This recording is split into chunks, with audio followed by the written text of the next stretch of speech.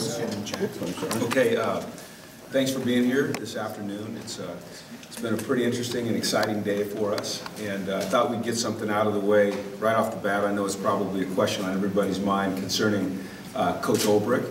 And let me just tell you what has transpired. Dan Quinn, who is a very good friend of mine, actually hired him into the National Football League when I was the defensive coordinator of the San Francisco 49ers, was introduced yesterday as the head coach of the Atlanta Falcons. Dan also has a relationship with Jeff Olbrich, much like I do, in that we both coach Jeff and have become very close to him. Last night, Dan, out of courtesy, called me and asked if he could have permission to talk to Jeff. Well, he doesn't need permission. In the NFL, you have to have written permission. In our world, you don't. But it was a courtesy from a friend to a friend. Of course, I told him, absolutely not, stay away. But being the competitor that Dan is, he reached out to Brick at some point, either last night or early this morning, and made him an offer to be his linebacker coach. Jeff has assured me that he has not come to a conclusion yet. He is contemplating whether or not he wants to do that. I'm going to fight tooth and nail to keep him here because I think he's an outstanding coach. I will say this about Jeff, is that he's been very forthright with the recruits that have signed today in communicating where he stands and communicating really just the things that I just told you. He's also reached out to the parents, and so I think Jeff has handled this very, very well. But I'm going to fight like crazy to keep that sucker, and it's going to be a heck of a battle because Dan Quinn is he's a fighter. So anyway, on to the good stuff. It was a really productive day for us here, up and down and like a roller coaster at times. And it started this morning at 3:15 a.m. at the IHOP in Encino, California, with a staff meeting. So I started with a stack of buttermilk pancakes at 3:15 a.m. in Encino, and here we are now, 13 hours later, and it's been a wild, wild ride. You know, recruiting is really interesting. The coaches get a lot of the credit and a lot of the blame. Credit when things go well and blame when they don't. And I think the blame is something that we should shoulder. I think the credit is something that needs to be shared. It takes a whole group of really dedicated people to land the type of class that we landed. And you know, it starts with our student body. When our recruits come on this campus, sure, it's a beautiful campus, but the people on this campus also make it beautiful. And you know, when you're walking students around and you're showing them this campus and people have a smile on their face or determination in their walk because they're here for a purpose, that really rubs off on recruits and their families. And so our student body has a great deal to do with this. Our faculty, and George is here, right here, people probably don't know this, but they donate a whole lot of their time to helping us recruit. George comes every Friday and has lunch with the recruits and their families, and he talks about not just the Anderson School, but he just talks about the UCLA experience and his experience. And George is just one of many staff members and faculty members that do that, and so we're really grateful for that.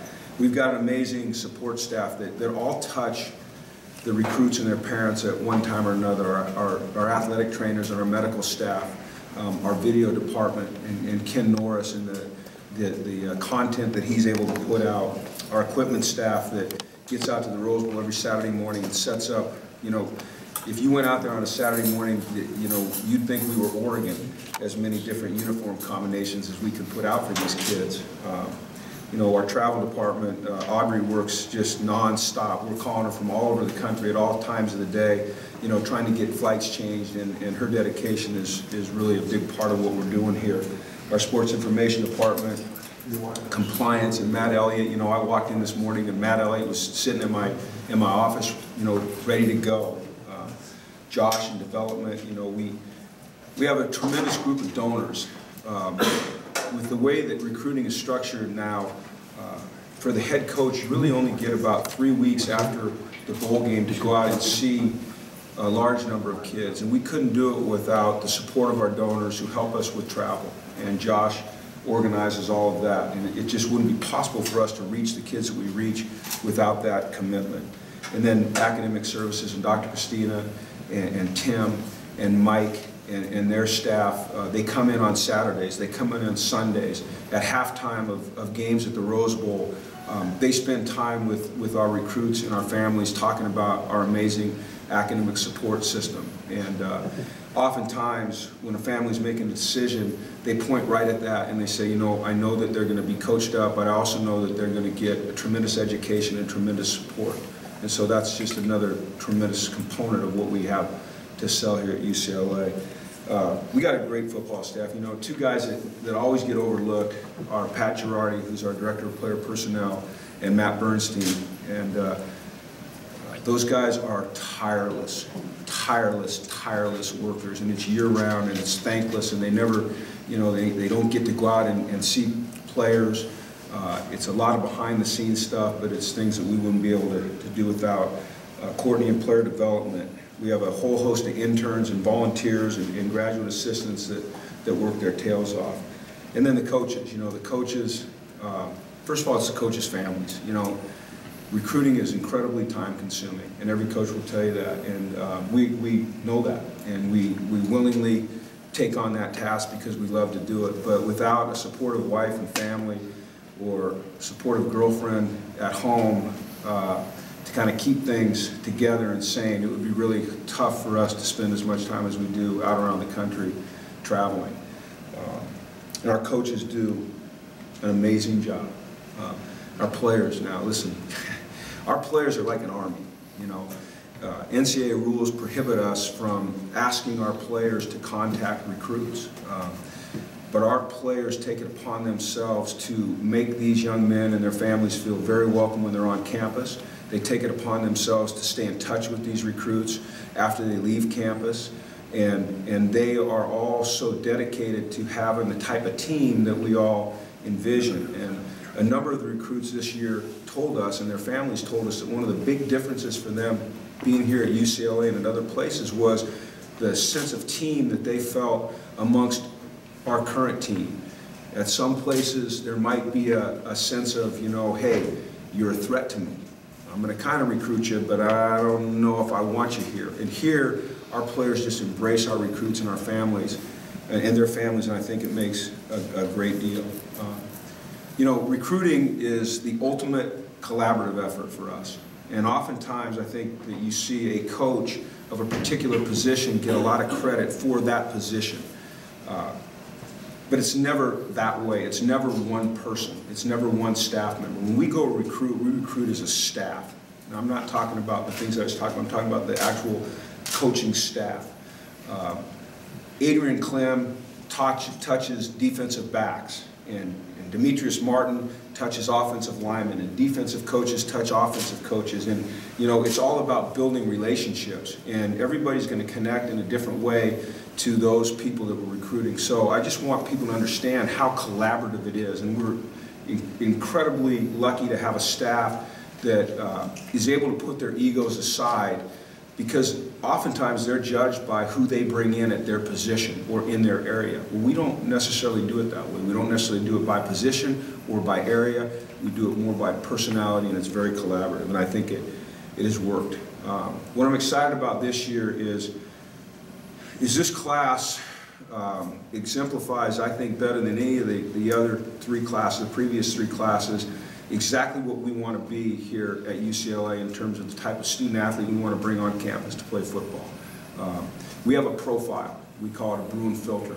And it's a series of intangibles that we look for in each player that we bring to campus. And it goes well beyond height, weight, speed, ability to catch a football or throw a football or block or tackle. It's the intangibles that we think are going to help them be successful and help us be successful. And what I'm really proud of is this year we held as true to our profile as I've ever been involved with, and that includes in the NFL and drafts. And because of that, I feel really good about the young people that we're bringing onto our squad. I think we filled needs. I think we added a tremendous amount of talent to the offensive side of the ball.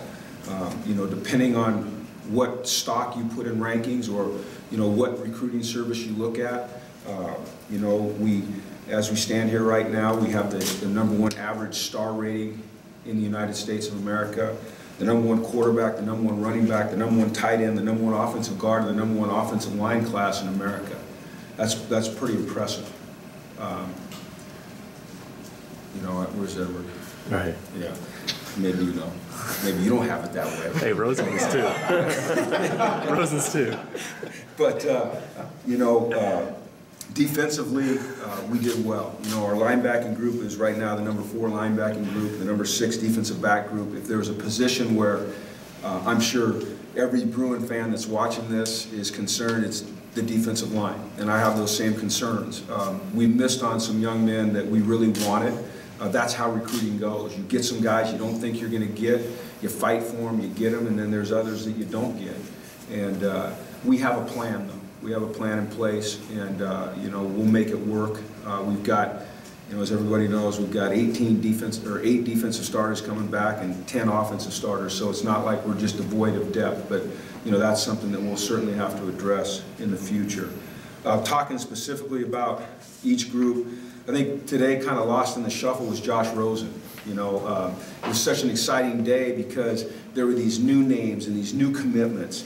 And Josh, unfortunately, in terms of the hype, but fortunately for us, was kind of a little bit under the radar. But you can't take away from the fact that this class includes the #1 ranked quarterback and the rival's #1 ranked football player in the United States of America. And so we're very happy with that. And Josh has been instrumental in helping this class. He's been a great resource for the players that have come on campus because he's been living the college life for 3 weeks. And so he can tell them firsthand what it's like.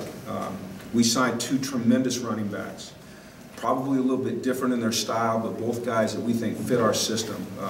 Soso Jamabo, who is the #1 ranked running back in the United States of America, out of Texas. He's just a tremendous talent. He's big, he's strong, he's fast, he's physical.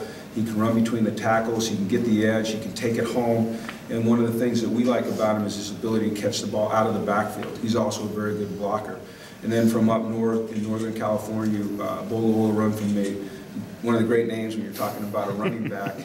This young man's about 5'11", 5'11 and a half. He'll tell you he's 6 feet, and he'll get there.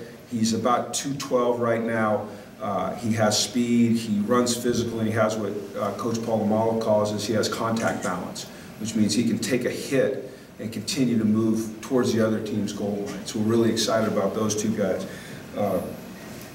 A big fight, boy, the fight to the finish was our tight end, Chris Clark, out of Avon in Connecticut. It's a prep school between us and Michigan. And it was a battle to the end. And this guy is tremendously talented. He gives us something that we don't have, and we haven't had since Joe Fourier, and something that we're very desperately looking for, and that's a big, athletic tight end that is very versatile, a guy that can go in line and block the power. He can get the reach block on the outside linebacker. He can get to the second level and cut off an inside linebacker. He's a guy that can split out and give teams matchup problems in space. And he's a guy that we're really excited about, you know, finding great ways to utilize him. He also brings a tremendous amount of energy and competitiveness to this class.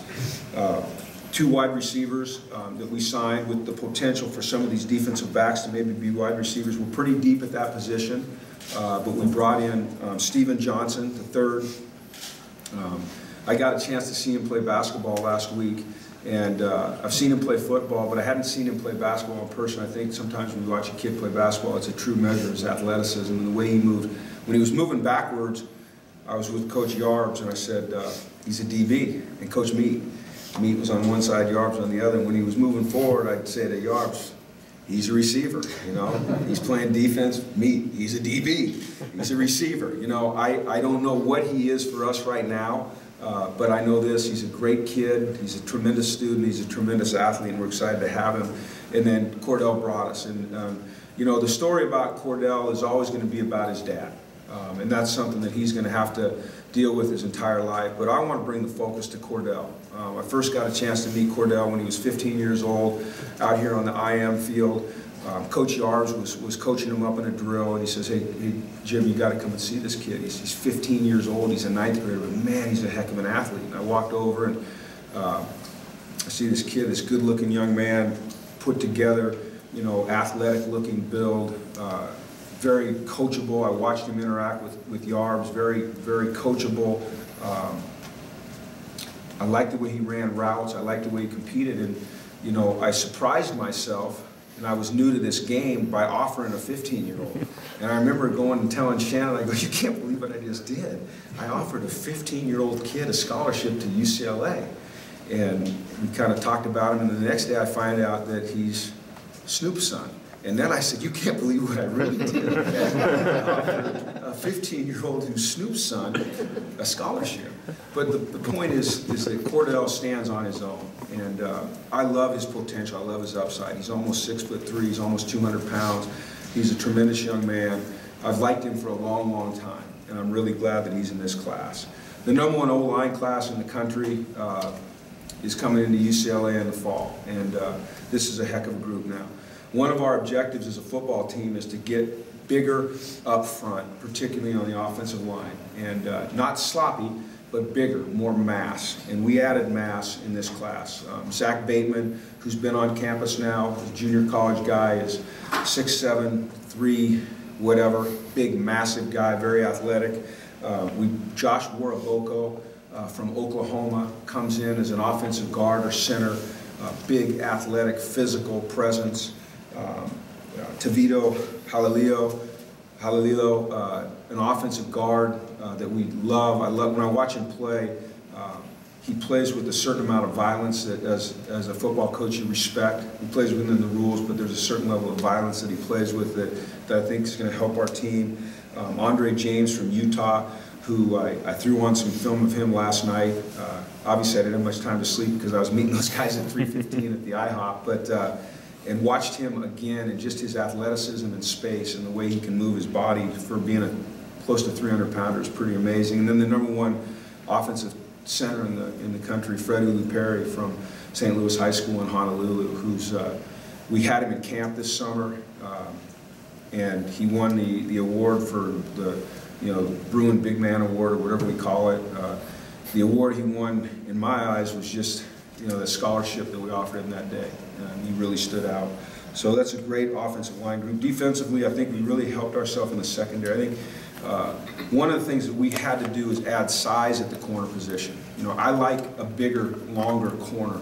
I like to play bump and run. I think in the college game, because they're a little bit more lenient than the NFL game with regards to putting your hands on guys, and the pass interference rule is different than the NFL, lends itself to a little more bump and run. And so bringing in Deshaun Holiday, who's a tremendous, tremendous corner, is something that's really going to help us be able to play we want to play. Bringing in Colin Samuel from Long Beach Poly is going to help us be able to play the way we want to play. Bringing in Octavius Spencer, who's a guy that maybe fits along the lines of I'm thinking, see now, Mossy. Thank you, David. Mossy. A guy that can do it on both sides of the ball and has that athletic arrogance that you love. I didn't even really realize he was such a good receiver until I saw him play the other day on film. I was like, goodness sakes, this guy can do it on both sides of the ball. Nathan Metters, when you watch his quarterback film, I called Noel last week after I watched it with Nate at his home visit. I said, we need to put in a Wildcat package for this guy. He's really a special talent at running back. I think sometimes that took away from his ability to shine as a defensive back, but his athleticism just jumps off the chart at you. And then we're really excited about Will Lockett out of Texas. Will gives us that physical style of play that we desire. Our linebacking group, I can talk about two of them. Keyshawn Lisher South, 5-star guy out of Orange Lutheran, who's we've been building a relationship with Keyshawn and his family for a long, long time, and it culminated today when he signed that national letter of intent. I had the opportunity to go watch him play basketball last Wednesday night, and this is a 6'5", 220-pound guy right now during basketball season that moved so artfully. It was incredible to watch. A couple of dunks, just really an athletic guy. And I think that he brings that presence off the edge that you have to have in your pass rush if you want to be successful in the Pac-12 style of football. And then Joshua Woods, this kid just turned 17 the other day. And I think that if he had been allowed to play his junior year, he would have been one of, if not the top top, 2 or 3 ranked linebackers in the country. I think he's got that much ability. He's very, very young. He's also got a weighted 4.3 GPA. So his academics are equally as important to him as being a great football player. So we're excited about him. And as I said, I'm not disappointed in Wade. I'm excited about Rick Wade. I think that he gives us length. He comes from a winning program. He's excited to be a Bruin. He's going to grow into that body and become, a big, good-looking kid. And we're really excited to have him added to our defensive line group. But that being said, that is the area right now that would concern me, and I'm sure concerns everybody out there listening. So I'm sure I've answered all you. I hope I've answered all you. I don't know what else I could say. My goal was to talk long enough that you guys all quit, but I'm sure that right there, my man Chris is going to have a great question for me. So, anyway. Do you expect to add anyone else to this class at this point? I hope so. I hope so. I'm obviously not allowed to talk about those who have not yet sent their NLIs in, but I'm confident, hopeful that we'll be able to talk about some more players down the line. A year ago, you guys had a little tougher day on signing day. Did you learn something from that helped this year, or was it just kind of how things fell? I think it's how things fell. There'll be people out there, I've heard the rumors, well, they stopped recruiting in the summer. Let me tell you something, okay? We didn't recruit any different this year than we did last year in the summer, okay? I mean, things happen because they're supposed to happen that way. Relationships come together because they're supposed to, or they don't because they're not supposed to. And last year, I thought it was a productive recruiting class. It was a smaller class, just like this class is a smaller class. Right now we're at 85. If we sign 20, we're at 85. So that was our goal, is to get there. I don't want to oversign a class and have to shatter a young man's dreams by saying, hey, I'm sorry, you can't play football at UCLA anymore. But this class, I think, Chris, it had a little bit more oomph, because on national TV, guys were pulling out UCLA hats. And I'm not going to lie to you, that feels pretty good. When on national TV, there's an Ohio State hat, and a UCLA hat, and a Michigan hat, and they pick up that beautiful UCLA hat and put it on. It feels pretty good. The first year you were here, there was such a need everywhere. Yeah. Has that changed in the recruiting as you've gone along, where you can be more focused on certain spots, or is it still just the same approach? I think to a certain extent you can focus a little bit more, and I think that's because we know our team better. But there's always variables that you can't foresee. Guys get hurt. Other things transpire that change the dynamics of your team. But we are, like I said, we're going to try to be as selective as we can and be as rigid as we can and bring in players in that fit our profile, both as character, personal character guys, football character guys, and then level of ability. And we're at a place now, because of some of the success that we've had on the field, where we're able to draw the attention of, I think, a broader and more talented base of players. Maybe not in respect to any specific recruit, but have you given Coach Olbrich any kind of timeline for what you want to have a decision by? We haven't got there yet. Today was so busy, Jeff and I are incredibly close, as everybody knows, and I don't want to see him leave. But he's a man, and he has to do what's right for him and his family. I hope, like I said, that he stays here, and I'm going to fight to keep him here. But I'm not ready to put that pressure on him yet. The fact that he has been in contact with the recruits, to me, is the right way to handle it, and he's handled it the right way, and we'll see where it goes from here. Coach, how much of a distraction to the bottom line of getting that recruit could this timing be, though, with Olbrich's situation? I don't know that I can even talk about that. I could talk in general. Yeah, in general. It's never a good time to lose a good football coach and a good man, a really good man. But what you learn in this business is very fluid. Very, very fluid. And when you've got good people, which we have here, we have very, very good people. There's going to be people that come and try to get them from you, and it's a compliment in a way. I didn't tell Dan that. I told Dan to quit pilfering my guys, but that's the business in the world we live in. Was there some concern that when you did tell those recruits that maybe some of these guys would decide not to sign? Just given? No, because really the process was kind of down the road before it became really a topic, you know. And the timing of it was such that, you know, when it did become something that became, you know, maybe a little more real than just a concept or a guy calling me and say, I want to talk to one of your guys, then, you know, I think Jeff did the right thing and he reached out to these kids. And I think Jeff will be the first guy to tell you that it's not about the coaches here. And that's one of the great things is that our players play for each other. They're truly a brotherhood. They play for this university and the student body.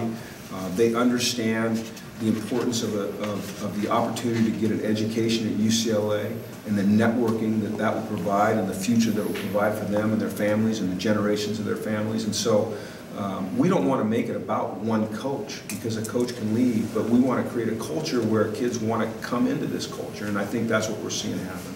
Did you ask Dan that can't this wait a couple days?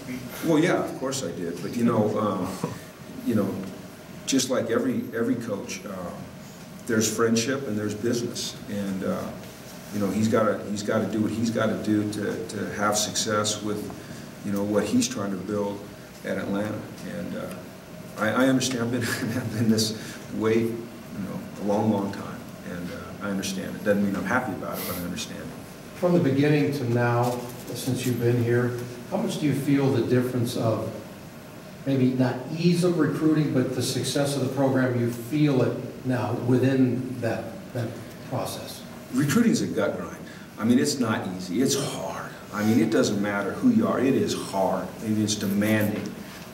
And like I mentioned earlier, we have so many people that are involved with it, and it takes everybody with the same level of commitment to get it done. But, you know, having national exposure, having success, those are certainly things that open eyes of good football players. You know, if it's the right type of kid, the kind of kid that UCLA wants, and they're interested in football and they're interested in education. They want that balance. They're interested in the social aspect, you know, and we're looking for those balanced kids, and certainly want them to be great football players. But I just think winning provides you a larger platform to expose your brand to the country. How different was the mood in the war room? The war room? Or wherever you guys were this year than IHOP. We were at the IHOP. No. The war room suite at the IHOP. Yeah. How different was the mood than it was last year? I know last year you said it wasn't necessarily very fun throughout the whole process. No, it wasn't. It's a little more fun this year? Yeah, it was, but you know, there's always triumphs and there's always disappointments. You know, there's guys that you think you're going to get, and they slip somewhere else for whatever reason. You know, and then there's guys you don't think you're going to get, and you get them, and you know, you're excited. So there's just an ebb and a flow to the whole. I mean, it's excruciating. The whole I mean, the last couple of days, I mean, it's just been excruciating. I mean, yeah, I'm sure I'm overdoing it. I mean, this isn't life and death, okay? But in a professional environment, it's excruciating. You know, that's why I'm getting gray. So we've got time for about two more. Obviously, you have Rosen and Bateman coming in, but do you have any other guys that you're expecting to come in early in spring? Yes. Matt, am I allowed to talk about that? Guys that we anticipate may come in early? If they've already signed. Okay. It looks like Nate Metters will be able to come in early. Josh Woods will be able to come in early. I believe that we're working on Will Lockett maybe coming in early. You probably know better than I do. I just got to get you to say it. Well, I'm not smart enough to know all these guys. Let me look here.